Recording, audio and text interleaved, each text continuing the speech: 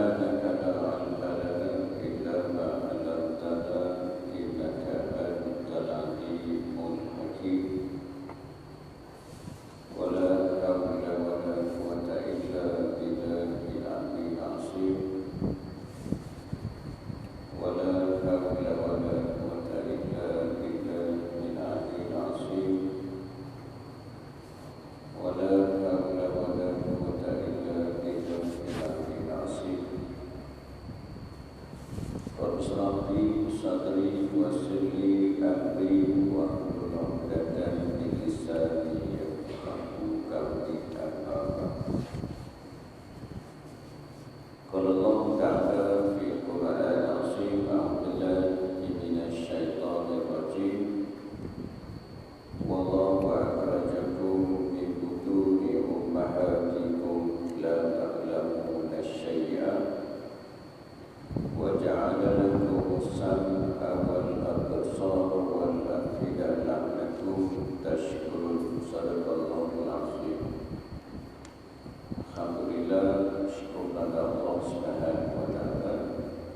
Sama-sama kita menunaikan sembahyang maghrib berjamaah. Mudah-mudahan amal ibadah kita diterima oleh Allah Subhanahu wa taala. Bersyukur juga kepada Allah Subhanahu wa taala kerana masih lagi dipanjangkan usia kita. Mudah-mudahan dengan panjangnya usia kita dapat sama-sama kita meningkatkan ketakwaan kita kepada Allah, yaitu kita menunjukkan segala perintah Allah dan kita meninggalkan segala larangan Allah Subhanahu wa taala. Bersyukur kepada Allah Subhanahu wa taala kerana memilih kita pada malam ini untuk duduk dalam majlis ilmu. Mudah-mudahan kehadiran kita pada malam ini dicatat oleh malaikat yang telah diamanahkan oleh Allah Subhanahu wa taala sebagai satu catatan yang mendapat keberkatan daripada Allah Subhanahu wa taala. InsyaAllah malam ini kita sambung pengajian kita dalam kitab Fiqh Manhaji jilid yang pertama, iaitu kitab Fiqh Mazhab Imam Syafi'i. Malam ini kita masuk tajuk Al-Jabair dan Al-Asaib. Tak baca kan? Tak lagi. Kita baru mula malam ini, iaitu tajuk baru, iaitu Al-Jabair dan Al-Asaib. Yang ini insyaAllah lah terkenal pada diri kita. Yang sebelum ini tentang sang puan ni, kita dah sebut dah sebelum ni. Saya ingat sepatih-patih tak buat aku. Cuma yang sebelum ini menyambung hukumnya harus menyambung hukumnya harus ni nak buat pun tak apa, tak membuat pun tak apa, harus nak buat pun tak apa, tak membuat pun tak apa. Cuma diberi usaha keringanan oleh agama kita, oleh Allah, sama ada kita nak buat ataupun kita tak mau buat. Pilih-pilih hukum harus. Jadi malam ini memang berlaku dalam kehidupan kita. Dua tajuk, iaitu Al-Jabair dan juga Al-Asaib. Bismillahirrahmanirrahim. Qala musannif rahimahullahu ta'ala wa nafa'ana bi umumi amin. Al-Jabair jamak kepada Jabir. Al-Jabair jamak kepada Jabir, yang bermakna ikatan yang diletakkan pada anggotanya yang patah.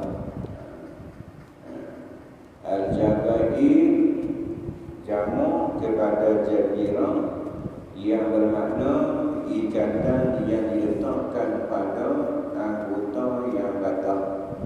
Ini banyaklah berlaku pada diri masyarakat kita ni. Balutan dia letakkan pada anggota yang batal. Baik. Bagi mengikat atau membalut. Cuma kalau di zaman kita ni, kebanyakan kalau batal dia menggunakan balut dengan simen. Menggunakan simen. Balut ni selalunya kalau batal yang biasa-biasa, dia balut mungkin dia kayu dan sebagainya lah, menggunakan kain. Tapi kebanyakan di zaman kita kalau berlaku batal, maka kalau kita pergi hospital, digalakkan kita untuk simen balut, sama ada kaki ataupun tangan ataupun bahagian-bahagian yang batal. Selalunya kita akan jumpa balut simen ni kaki lah kebanyakannya, kerana kemungkinan kaki itu patah. Kemungkinan kaki itu patah. Kalau luka, dia takkan balut lah dengan simen. Dia hanya balut sahaja. Jadi usulnya kalau patah, kebanyakannya di Malaysia mereka di hospital akan simen kaki kita. Jadi kaedah simen ni sama juga lah membalut pada anggota yang patah. Jadi makna membalut lah, sama ada membalut itu dengan kain ataupun membalut dengan simen. Baik. Itu al-jabair.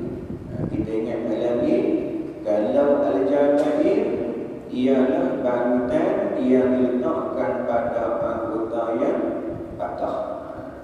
Al-jabair bahasa Arab di segi jamaknya jabirah, iaitu kita ingat malam ni, iaitu balutan yang diletakkan pada anggota yang patah. Sama ada balutan itu menggunakan kain ataupun balutan itu menggunakan simen. Dua kaedah itu lah. Baik. Dan al-asaib, jamak kepada asabah, yang bermakna ikatan yang diletakkan di atas anggota yang luka bagi menjaga daripada kotoran-kotoran sehingga sembuh. Cuma tukar yang tu saja. Tadi kalau al-jabair, balutan yang diletakkan pada anggota yang patah. Dan al-asaib juga balutan juga, tapi diletakkan pada anggota yang luka. Tukar yang tu saja. Kalau al-jabair, balutan letakkan pada anggota yang patah. Al-asaib, balutan juga, tapi diletakkan pada anggota yang luka. Tukar dua tu saja kita ingat. Kalau al-jabair, anggota yang patah. Kalau al-asaib, balutan pada anggota yang luka. Cuma kalau luka ni tak ada lagi simen, selalunya dia akan balut ataupun dia menjahit. Tak perlu dengan balut, dia menjahit. Ini kebanyakan kalau luka yang banyak, dia akan membalut pada anggota yang luka. Sebab apa? Apabila dia tak membalut, dia nak menghindarkan daripada kotoran sehingga sembuh. Letak balutan itu tujuan apa? Sebab apa? Dengan balutan itu terhindar daripada kotoran-kotoran. Kalau tidak, hapuslah pada luka tu, menyebabkan penyakit susah nak disembuh. Selalunya kalau luka-luka diletakkan balutan. Tujuan diletak balutan tu untuk nak menghindar kotoran-kotoran, habu-habu, kuman-kuman yang melekat. Apabila melekat kuman-kuman, habu-habu, menyebabkan luka tersebut susah nak sembuh.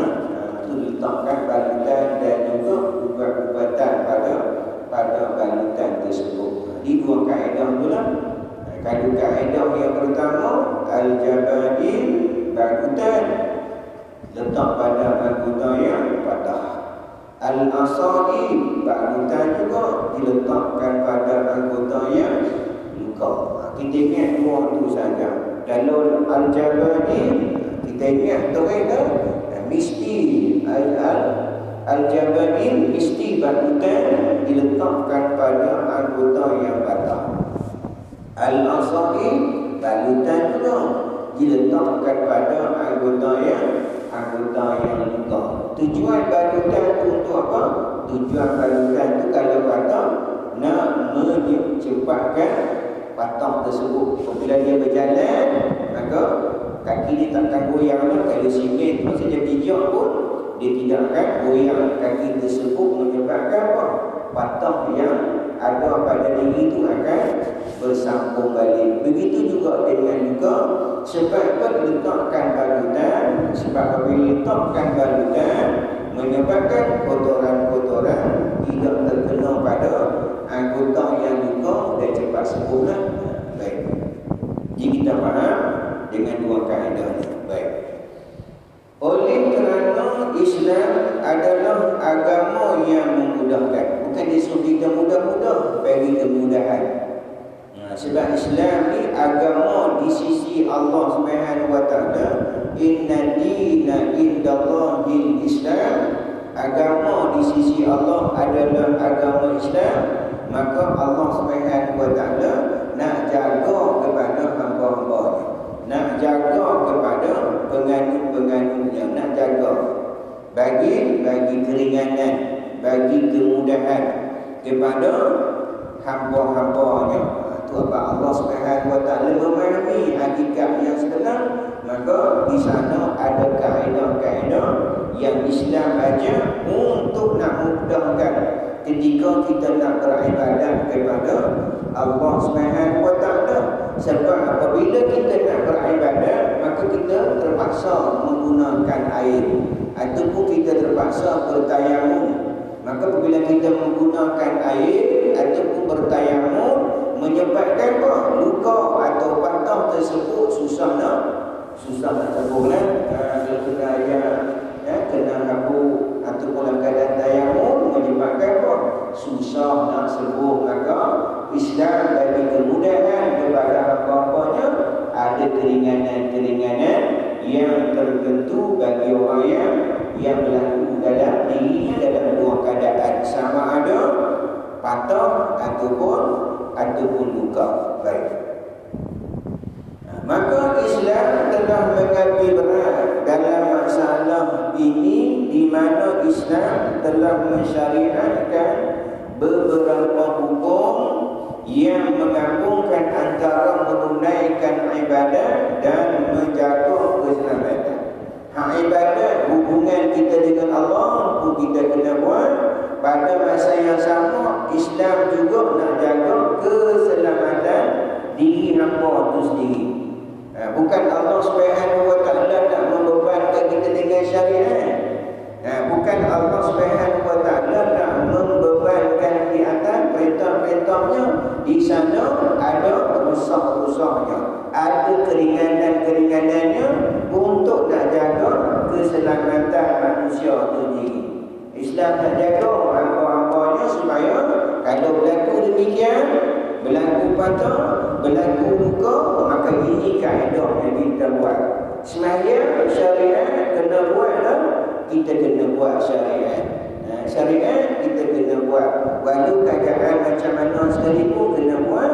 Cuma di sana ada keringanan-keringanan yang Allah bagi. Itu Allah sebut dalam Al-Quran, la yukallifullahu nafsan illa wus'aha laha.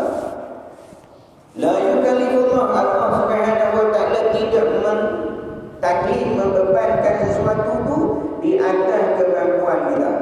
Memang kita mampu. Contohnya kita akan jumpa bagi yang sembahyang yang tak mampu diri, sembahyang duduk. Tak mampu sembahyang duduk, sembahyang lambung kanan. Tak mampu dengan lambung kanan, dengan lambung kiri. Tak tak mampu terletak dengan bahasa isyarat, tak mampu dengan bahasa isyarat dengan hati, tak mampu dengan hati, mati dari mana? Mati yang ketiga tu qalu inna lillahi wa inna ilaihi raji'un. Dengan hati pun tak boleh dah. Supaya apa? Supaya Allah walaupun keadaan macam mana sekalipun, hubungan hamba dengan Allah Subhanahu wa taala tak putus. Walaupun dalam keadaan sihat, hubungan kita dengan Allah jaga sihat. Hubungan dalam keadaan kita sakit, hubungan kita dengan Allah Subhanahu wa taala dalam keadaan sakit. Buat kita kena buat. Sebab apa? Allah Subhanahu wa taala suruh kita buat juga supaya hamba-hambanya dengan melaksanakan syariat-syariat menyebabkan hamba dekat dengan Allah Subhanahu wa taala. Itu tujuannya. Supaya kata Allah bagi mengingatiku kata Allah. Sembahyang yang kita buat ni, ibadat-ibadat yang kita buat ni bagi mengingati Allah Subhanahu wa taala. Kalau tak ada benda-benda ni, kita tak akan ingat dengan Allah Subhanahu wa taala. Di antara waktu-waktu yang kita sembahyang, waktu subuh, habis waktu subuh nak bertemu dengan waktu zuhur, lama berjam-jam. Kadang-kadang manusia dah lalai dah lupa dah. Masuk waktu zuhur, manusia kembali ingat kepada Allah. Tu pun dalam tu ingat pada Allah Subhanahu wa taala, dalam tu sembahyang pada Allah Subhanahu wa taala pun kadang-kadang manusia tu lalai. Asal dah kita sembahyang Allahu akbar, tu sebut Allah. Allahu akbar, sami Allahu liman hamidah, rukuk subhana rabbiyal azim wa bihamdi. Tu pun kadang-kadang yang mulut sahaja yang disebut, tetapi hati lalai daripada mengingati Allah Subhanahu wa taala. Ni hak kita duk mai sembahyang ni. Ni 5 waktu kita duk mai sembahyang, sehari semalam 5 waktu kita sembahyang. Tu pun kadang-kadang dalam sembahyang kita mengagungkan Allah Subhanahu wa taala, kita membesarkan Allah Subhanahu wa taala. Itu pun kadang-kadang lupa juga. Tu imam bagi salam, Assalamualaikum warahmatullahi, Assalamualaikum warahmatullahi. Baru tanya sembahyang lupa dah, merata dia bawa kita pergi mengai lah, duk menjahit lah, duk semang, merata dia bawa kita. Tu dalam sembahyang, tu dalam sembahyang. Tak luar daripada sembahyang, lagi-lagi lah tak ingat kepada Allah. Itu tujuan pertama. Allah buat syariat-syariat walaupun keadaan kita macam mana sekalipun, Allah Subhanahu wa taala tak mau hamba-hambanya lupa akan Allah, lupa akan identiti kita yang sebenar. Kita kena sedar kita ni siapa. Apakah tujuan kita mai atas dunia ni? Mai saja-saja tak ada kerja kita, ada tugas kita, ada kerja yang kita buat. Apakah kerja kita? Melaksanakan syariat Allah Subhanahu wa taala. Bukan hanya melaksanakan syariat Allah Subhanahu wa taala, meninggalkan larangan Allah Subhanahu wa taala, dan kamu beriman kepada Allah Subhanahu wa taala. Baik. Sambung. Hukum al-jabair. Hukum al-jabair dan al-masari. Apa hukum dia? Baik. Pesakit yang ditimpa luka ataupun patah, ini memang berlaku lah. Sama ada kita pernah berlaku. Selalunya kita bukan kata berlanjutan, bukan luka sakit gigi pun tak bayang kan. Belum berlanjutan lagi, belum luka lagi kita ni kata. Si tak sakit, bukan berat pun sikit-sikit pun tak sembahyang. Tak cari pergi hospital, bukan kata kanak-kanak yang tak sembahyang. No, mak kanak-kanak pun tak sembahyang, mak kanak-kanak pun tak sembahyang. Bukan kata kanak-kanak tak sembahyang. No, ayah kanak-kanak yang pergi melawat juga tak sembahyang. Tu tak sakit tu. Walaupun kanak-kanak ni kita sebut dah sebelum ni mereka tak sembahyang pun bukan mereka dosa. Mereka tak dosa. Sebab mereka bukan ditaklifkan lagi, mereka bukan balik lagi, mereka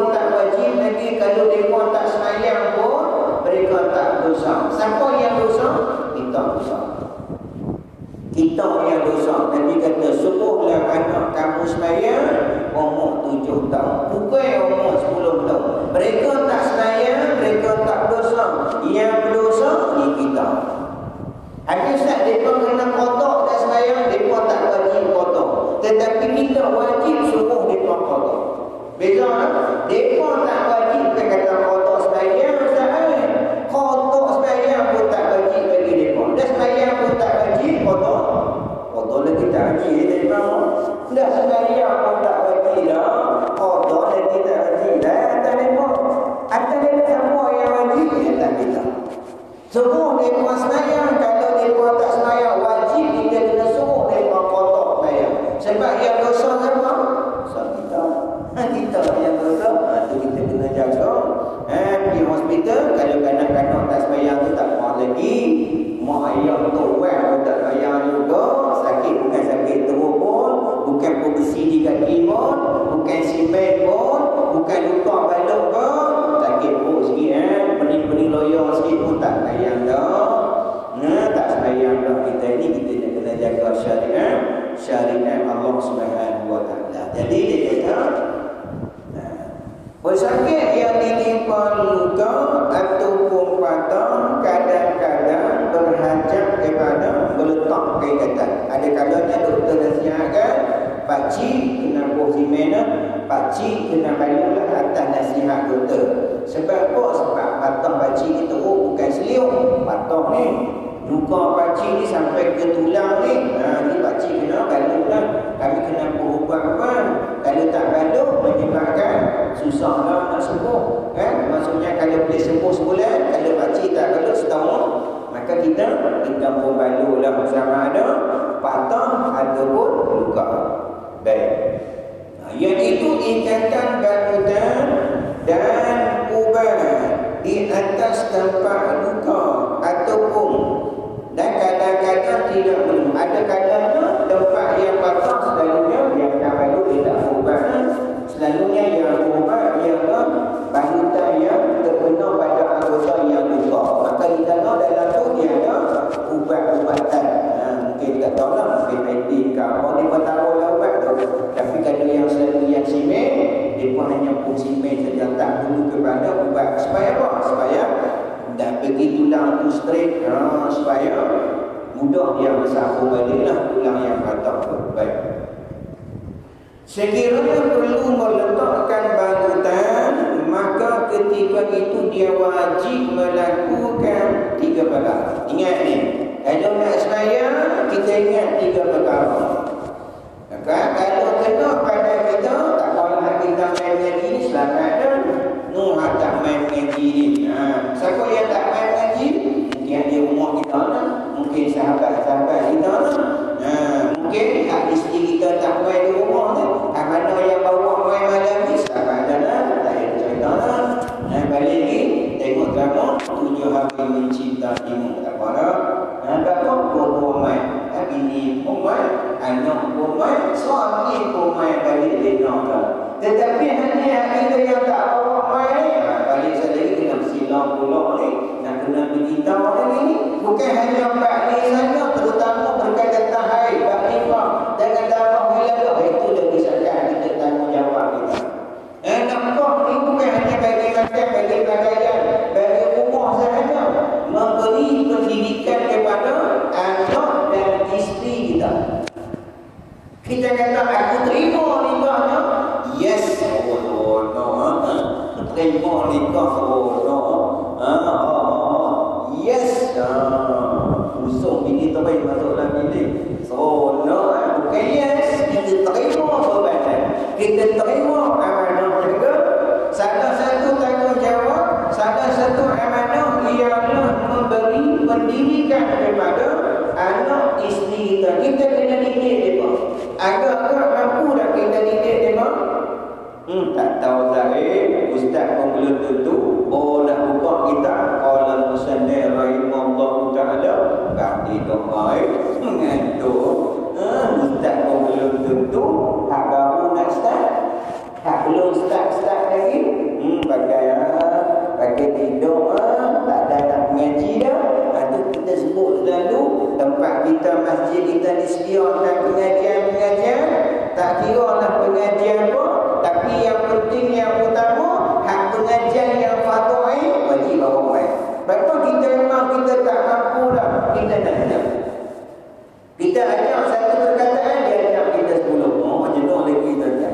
Kita baru satu perkataan, dia 10 lah. Lagi kita orang. Jadi hak fardu ain ni, kalau boleh nak mudah-mudah, nak lepas tanggungjawab kita, nafkah kita ialah memberi pendidikan kepada anak isteri kita. Lebih baik bawa mai dah. Duk rumah kita buat apa pun. Kat pasar ada boleh bawa. Kat Raya boleh bawa. Kat mana lagi? Kat pantai sikit boleh bawa. Apa salahnya bawa mai masjid. Kan romantik mai dengan motor pula. Perlu bapak pula. Kan romantik mai suami isteri. Mai bawa mereka mai. Campur malam ni kita ada 30 orang. Campur bini kita 30 orang. Tu kalau tak ada nikah seorang. Kalau nikah 4, tak tahu lah penuh masjid kita malam ni. Penuh apa? Penuh lagi bergaduh lagi kita pegang. Nak kira malam ni giliran siapa ni? Giliran kat nak kan? Giliran saya. Duk bergaduh betul. 4 orang tadi dia buat baik. Tapi bukan sinilah tak ada. Bahkan tak berani kata. Termasuk ada cakap bersama. Berani dia buat madu kan. Tapi madu tak berani lagi. Bawa madu berani kan. Nak bermadu belum lagi. Baik. Sambung. Kita ingat 3 benda ni malam ni. Kita ingat 3 benda ni. Sekiranya meletak balutan, maka ketika itu dia wajib melakukan 3 perkara. Kita malam ni dapat 3 ni pun jadi dah. Tak dapat banyak-banyak tak apa. Kita ngaji banyak-banyak. Pakai lupa je tu. Mudah-mudah kita kalau kita nak bagi ingat dapat tu kita buat tu. Dapat kita buat tahu, kita amal tahu, lepas tu kita dapat pula kita berkongsi-kongsi dengan orang. Mudah saja kita nak dapat ingatan apa yang kita belajar ni. Kadang-kadang kita tulis Alik rumah tutup pula, tak baca dah. Nak baca pula baik bulan depan pula.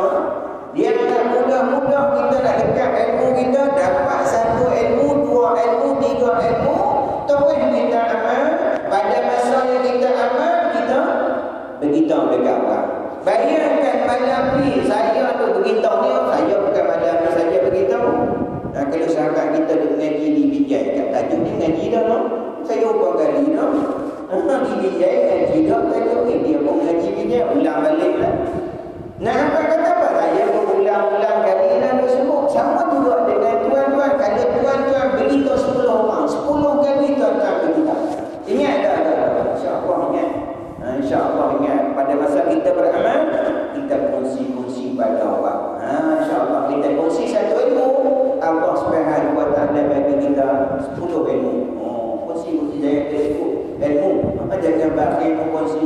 Kongsi tak apa. Ni kadang-kadang orang tak mau nak kongsi belajar ni. Masuk dia tak mau kongsi. Kongsi Allah SWT dan tambahkan dia. Tambah keberkatan kita. Baik. Yang pertama ialah membasuh bahagian yang selamat. Tidak sakit pada anggota yang luka ataupun patah. Ini sama ada mengangkat hadam kecil ataupun mengangkat hadam besar. Basuh anggota yang sihat. Sebagai contoh kita kata kaki kita ni balut. Kaki kita tuan-tuan balut ni kaki dah. Saya buat contoh kaki ni. Ni balut balut jadi buat contoh bila tuan-tuan bayang-bayang bila balut macam ni. Ujung jari nampak. Lepas tu tumit pun nampak. Ketika berwuduk ni kawasan yang sihat basuh. Contoh saya buat contoh tuan-tuan bayanglah kaki. Ni kaki lah, kaki tuan-tuan, kaki saya. Balut macam tu, di kaki tu. Ujung jari pun nampak, tumit pun nampak juga. Ketika berwuduk, kawasan yang sihat basuh. Jadi jangan basuh, ni kain ni jangan basuh. Basuh susah nak sembuh. Basuh kawasan yang sihat saja. Kalau kata berwuduk, basuh atas pada buku lali, turun sampai tumit tu, sampai tadi. Basuh tadi. di jari-jari, basuh juga. Basuh juga. Sama juga yang mandi wajib pun sama lah. Yang mana kawan saya sihat, nampak. Kecuali lah tak nampak tak kawan. Tu dia tutup habis. Tutup macam tu. Sampai buku lagi. Selalunya simen lah. Sampai ke mana? Sampai ke lutut dia simen. Yang tu tak apa lah. Kalau kena tentang hak berwuduk tak apa lah. Kalau mandi wajib kena juga lah. Hak pasal tak apa tu. Kalau kan mandi wajib ikhtibari kepada seluruh badan kita. Kalau wuduk ikhtibari pada anggota tertentu, iaitu anggota wuduk. Kalau mandi wajib ikhtibari kepada seluruh badan. Kita tak jumpa lagi tuan-tuan. Mari jumpa lagi. Tak jumpa lagi sama mari jumpa dah. Mandi dah tak jumpa lagi. Kalau mandi wajib suruh lagi bahaya. Bahaya tuan-tuan. Kalau mandi berdiri confirm tak sah dalam mandi wajib. Dia kena duduk, lelaki pun kena duduk, orang puan pun kena duduk mandi. Duduk tu jadi wajib. Kenapa? Kalau diri kuasaan berlipat, kuasaan sulit tidak akan terkena ayat. Kuasaan yang berlipat dah, orang perempuan pun sama, orang lelaki pun sama mandi dalam keadaan duduk. Berapa boleh duduk terbuka lah. Terbuka kawasan yang sulit. Kalau diri mandi 30 pun tak sah. Kenapa? Sebab ayat tidak meratai seluruh badan kita. Ini nak apa kata? Al-Jabatin kalau mandi, kalau berwuduk, kalau balut semua tak apa lah. Balut daripada hujung jari sehingga sampai atas pada kulit itu tak apa. Tapi dah kaedah pertama tak payah basuh. Tetapi kalau ada macam tadi balutan pada kaki tu dia balut separuh saja. Dia balut macam ni. Dia balut macam ni je. Nampak jari, nampaklah buku lali. Maka hak ujung jari kena basuh semua. Lepas tu hak buku lali juga kena basuh semua. Basuh yang kawasan yang tidak sakit pada anggota yang luka ataupun pada boleh tak? Itu yang pertama ingat. Yang pertama basuh pada kawasan-kawasan yang tak balut, sama ada mandi wajib ataupun mengangkat hadas kecil. Kalau angkat hadas kecil pada tak kena pada anggota wuduk tak apa lah. Kalau kena anggota wuduk, kalau balut semua tak payah basuh dah. Tidak akan berubah tukar kaedah yang kedua lah. Tak maksudnya tak perlu basuh dah. Tetapi kalau ada lebihan ujung jari ataupun tumit, maka kedua-dua ni wajib kita kena basuh. Baik, itu kan yang pertama. Yang kedua, menyapu seluruh balutan atau gigatan. Habis kita basuh ni, di ujung jari pun dah basuh elok dah, tumit pun dah basuh elok dah, maka di atas balutan ambil air sapu, bukan basuh, sapu. Ta'abudi, ikut saja. Saya tanya orang sapu lah kan, kena pun. Macam kita sebut dulu lah, sapu aku. Sapu di mana? Kau imam? Sapu di atas lah. Sapu di atas, bukan sapu di bawah. Kalau bantuk-bantuk guci akal, sapu di bawah lah. Jangan kau tanya lah. Allah dah suruh macam tu, kita orang beriman, sami'na wa ata'na. Dengar kan? Jangan kita jadi ahli-ahli kita. Ketika mana zaman Nabi Isa, zaman Nabi Musa, ketika mana ajak berjuang, apa kata kaum orang Bani Israel kata apa? Kamu pilih dengan Tuhan-Tuhan kamu. Nabi Musa ajak pergi berjuang ni. Kaum Bani Israel kata apa? Pergi dengan Tuhan anda. Minta tolong dengan Tuhan. Kita tak mau macam tu. Kita nak jadi macam umat Nabi Muhammad. Walaupun ketika peperangan Badar 300 orang lebih lawan 1000 orang lebih orang kafir, diajak berjuang, sahabat-sahabatnya sami'na wa ata'na. Kita nak macam tu. Ini pun sama. Bila kata sapu di atas dapur, buat sapu pula kena pun sapu je dah. Saya duduk tanya dah. Yang kedua, ayat kita bercelok ayat sapu di atas balutan.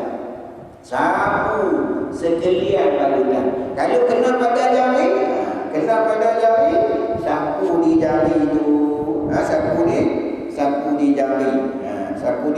jari kita tu.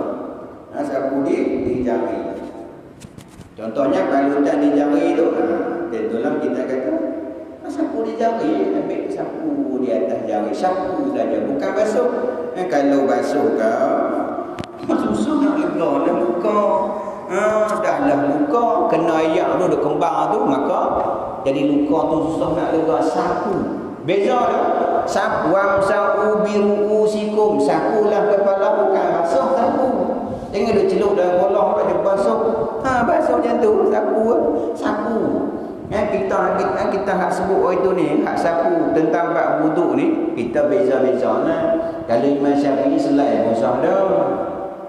Kalau Imam Hanafi 1/4. Macam kita sapu di umur tu Imam Syafi'i ni, macam kita sapunya tu. Ni Imam Syafi'i, Imam Hanafi ni sebahagian 1/4. Jadi kita ikut hak Imam Syafi'i, Imam Hanafi 1/4. Imam Syafi'i selai pun sah dah. Imam Malik seluruh kepala. Tu kalau Imam ni tengok kita tak sah, kalau selai rambut, dia kata ustaz, orang tanya Ustaz boleh tak saya nak ikut Imam Hanafi, sentuh kadang payah saya dia buat bini main masjid, susah sentuh nak kena wuduk pula. Boleh tak saya taklid Imam Hanafi, sentuh perempuan tak batal, sentuh orang yang bukan muhrim, bukan mahram, bukan mahram tu tak, bukan muhrim tu tak batal. Boleh tak? Boleh dengan syarat ikut. Kita tuan-tuan kalau Imam Hanafi tengok kita kena selai pun tak sah dah ni pun. Ni kita ni Imam Ahmad bin Hanbal berkomor-komor dalam masjid. Masuk ayat dan hidung masjid, kita berkomor. Kita tak sah dah. Awal-awal pun batal dah sembahyang kita apa? Tak berkomor-komor. Tak masuk ayat dan hidung hari pun tu masjid. Kita sunat. Tu kalau kita buat yang sunat-sunat insya-Allah menyempurnakan hak mazhab lain. Mazhab lain wajib kita sunat. Tu kita buat hak 18 kita sebut dulu ni kira sempurna dah. Baik. Jadi sapu di atas balutan ikatan. Kalau tadi kaki ni biaya sapu, syarat sapu sajalah. Ta'abudi je, ikut je sapu jelah. Sapu saja. Baik. Itu yang kedua. Yang ketiga, bertayamun sebagai ganti membasuh bahagian yang sakit apabila sampai pada anggota ketika berwuduk. Contoh tadi ni, okey, basuh tadi basuh muka, tangan, sapu kepala sampai di kaki, no tak apa. Habis bateri lah. Sampai di kaki. Contohlah kita basuh muka, basuh tangan, sapu di kepala, sampai di kaki, ikut kaedah yang tadi ni. Ikut kaedah yang tadi, iaitu kawasan yang sihat kita basuh. Depan, belakang. Lepas tu sapu di atas balutan. Yang ketiga ialah bertayamun. Jadi 3 kaedah lah kita buat. 3 kaedah kita buat. 3 kaedah kita buat. Yang pertama, basuh anggota yang sihat, anggota wuduk lah. Kalau wuduk jari lah sampai atas daripada buku lali. Lepas tu sapu di atas balutan. Yang ketiga ialah bertayamun. Bertayamun yang macam mana? Siapa tahu tayamun? Tayamun. Tak gajak kan? Saya sebut bilang tayamun. Tayamun ni ialah 2 kali tepuk.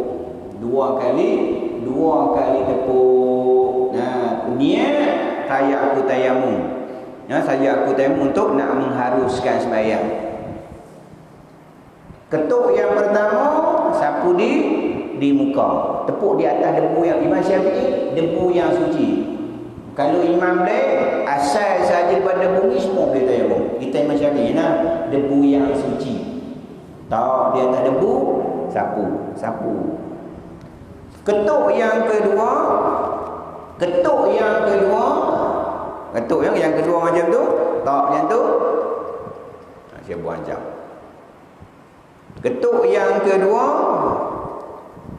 walaupun tak sampai tajuk saya buat bilang. So Menatau jadi sampai tajuk. Ketuk yang kedua, yang tapak tangan kiri, tangan belakang kanan letak di atas tapak, mula kanan-kanan tu. Ni tepuk kan tebu dah dua-dua debu. Dua-dua debu macam tu. Tak di atas macam tu. Saya pusing dah, tak macam tu. Tak macam tu, hak tapak tangan kiri, belakang tangan kanan tak di atas kiri. Tak itu. Kita pun tolak mai, ibu jari jangan sentuh lagi ni. Kita tarik mai atas pada siku, kita pun pusing. Ni, pusing ibu jari ni hak tak kena lagi ni, kita tak ni, kita pun tarik sampai ke ujung jari ibu jari. Letak macam tu, tolak mai belakang, lepas tu pusing ibu jari, pusing macam tu, kita pun tolak ujung sampai ke ibu jari. Lepas tu ni hak tapak kanan kena lagi, tak kena lagi ni. Maka kita macam sama juga kaedahnya. Tolak mai belakang, ibu jari jangan tu, pusing itu kita pun tolak. Dah dua tu saja. Tak duduk sapu muka pula, lepas tu buh telinga pula seluk jangan. Dua tu saja. Dua tu saja. Niat, lepas tu tepuk yang pertama sapu, tepuk yang kedua adalah dua tangan. Dua tu saja. Tayamum. Cuma tayamum nanti kita akan jumpa nanti, tayamum untuk satu fardu. Saat lagi contohnya kita sembahyang maghrib ni tayamum. Sebab apa? Sebab kita sapu di atas balutan tadi ni. Sebab kita balutan masuk waktu isyak kena tayamum lagi. Habis Ustaz, kalau tayamum tu dua-dua buat. Contohnya masuk isyak wudu tak batal lagi. Jadi semua kita kena tayamum. Kena tayamum je. Wudu tak batal, tapi kalau batal, contohlah batal lah, sekali lagi masuk isyak kena buat dua-dua. Wudu pun kena dan tayamum pun kena. Ya, ini kita akan bincang nantilah pada tajuk tayamum nanti ni. Baik.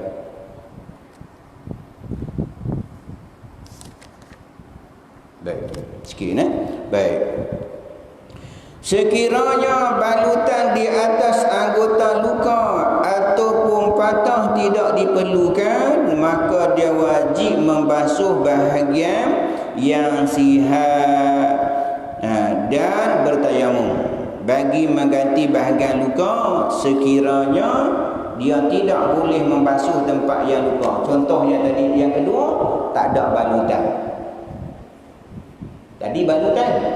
Contoh yang kedua, doktor tak payah balut lah, luka ni sikit jadi semua dia tolak satu lah, iaitu basuh anggota yang sihat, lepas tu ganti dengan tayamum. Hak sapu di atas balutan tu tak ada dah, tak ada balutan.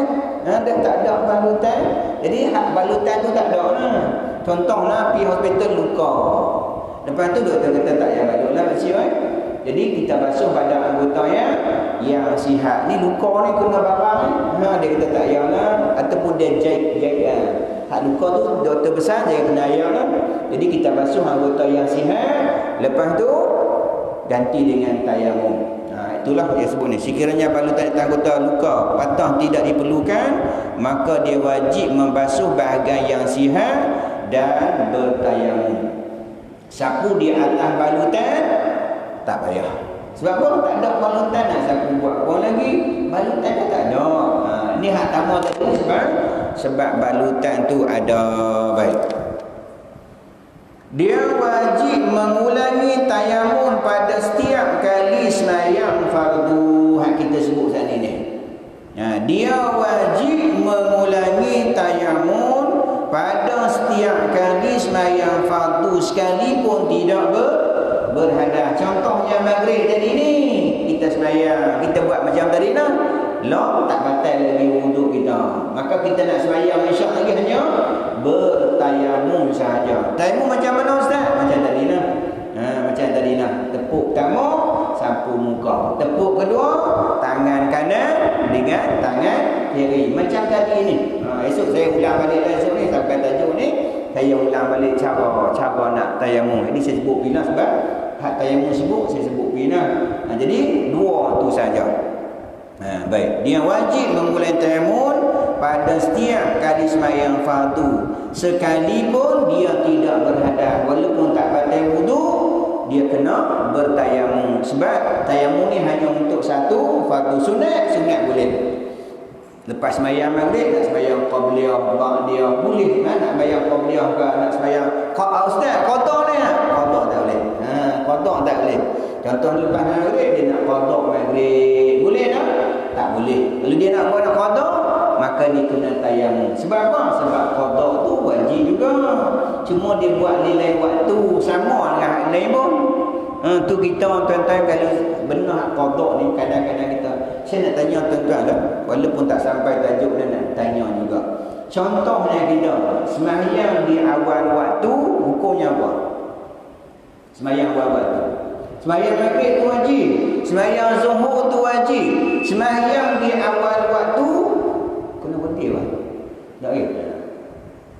Sembahyang zuhur tu adalah wajib. Sembahyang di awal waktu hukum apa? Sembahyang awal waktu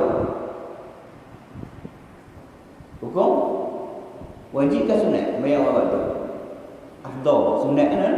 Sunat. Sembahyang awal waktu tu sunat. Sembahyang hak qada sunat ke wajib? Hak qada wajib. Hak mana utama? Tapi kita ni Batu Mau tak ada qada, tak apalah. Ni hak kita orang Batu Mau ni tak ada qada, tu yang tak apa. Ni kadang-kadang bukan dia buat yang hak sunat awal waktu tu, dia buat hak sunat. Ada pendapat ulama kata hukumnya haram dia kalau dia buat yang sunat, tinggal dengan yang hak wajib. Contoh kedua, saya buat contoh mudah-mudah lagi. Sembahyang awal waktu hukumnya sunat. Bo azan kita pun nak sembahyang. Allahu akbar nak sembahyang, mak kita panggil mai syak mak kita panggil. Sembahyang awal waktu sunat, panggilan ibu wajib. Hak nu wajib. Waktu wajibnya ialah apa nu? Contohnya asar pukul 4 suku. Pukul 4.10 tu lah waktu wajib sembahyang zuhur. Hak tu waktu wajib. Hak awal ni adalah sunat. Tapi hak kita jangan risau sebab kita tak ada qada. Tu yang kita sembahyang awal waktu tu sebab kita tak ada hutang dengan Allah. InsyaAllah lah hak awal ni tak ada hutang tu. Takkan ada hutang lagi. Tak ada hutang dengan Allah. Tak apalah bagus. Sunat pun kita buat. Sembahyang awal waktu kita buat. Tak ada hutang dengan Allah Subhanahu Wa Taala. Nu hak hutang kita kata. Jadi berat kan? Dia balun hak sunat tapi hak qada, hak wajib dia tinggal. Dosa kan? Kita akan jumpa esok ni. Kita akan jumpa benda-benda yang depan-depan. Tapi lambat bisa sebut pila. Walaupun tak sampai tajuk beritahu pila. Tapi bukan sebenarnya ceritanya. So ini tak ada qada. Ni cerita orang yang ada qada. Yang tak ada qada tak ada masalah. Kau jangan kena fikir pula. Saya sembahyang awal waktu Zai. Sembahyang sunat bagus. Nak sembahyang sunat bagus. Nak sembahyang waktu sebab apa? Sebab kita tak ada qada. Kalau ada qada, qada belum. Pendapat dhaif sahaja. Kalau sembahyang masuk contohnya waktu zuhur, pendapat yang dhaif kata sembahyang yang fardu dulu. Sebab fardu juga wajib. Tapi yang mutamadnya hak qada tu wajib dulu. Sebab apa? Awal waktu sunat. Hak qada wajib. Maka kita nak kena jagalah itu. Baik, diingat kita sampai tadi dulu lagu. Walaupun kita sambung malam ni mau pukul 9.30 10.30 kita berhenti tantu dululah. Dalil menyapu di atas al-jabair. Wallahu a'lam. Ni kita berhenti tantu dulu malam ni. Dia kalau banyak-banyak pun benih juga. Sikit-sikit tak apa kita amal. Satu benda kita istiqamah lebih baik daripada 1000 karamah. Satu benda kita amal. Yang kita istiqamah benda tu sikit lebih baik daripada 1000 karamah. Itu kita nak buat. Belajar sikit tapi kita amal. Jangan kita belajar banyak tapi tak beramal. Rugi lah. Rugi. Boh RM1 tak apa, RM1 pun dapat, tapi istiqamah. Jangan boh RM10, tahun depan pula lagi. Tak apa, ni kita istiqamah. Baik, kita berhenti tantu dulu. Marilah sama-sama kita tangguh kuliah kita pada malam ni dengan tasbih kifarah dan surah wal subhanakallah wa bihamdika asyhadu an la ilaha illa anta wa astaghfiruka wa atubu ilaik. Bismillahirrahmanirrahim. Wal 'asr innal insana lafi khusr illa allazina amanu wa 'amilus shalihat wa tawassaw bil haqq wa tawassaw bis sabr. Bismillahirrahmanirrahim. Alhamdulillahirabbil alamin wassalatu wassalamu ala asyrafil mursalin wa ala alihi wa sahbihi ajma'in. Allahumma faqqihna fid din wa 'allimna ta'wil wahdina ila siratikal mustaqim. Allahumma abina bil ilmi wa zayyina bil hilmi wa akrimna bit taqwa jamilna bil afiyah. Rabbana atina fid dunya hasanah wa fil akhirati hasanatan wa qina adzabannar. Wa sallallahu ala sayyidina Muhammadin khatimil anbiya mursalin wa ala alihi wa sahbihi ajma'in. Walhamdulillahirabbil alamin. Sekian billahi taufik wal hidayah. Assalamualaikum warahmatullahi wabarakatuh.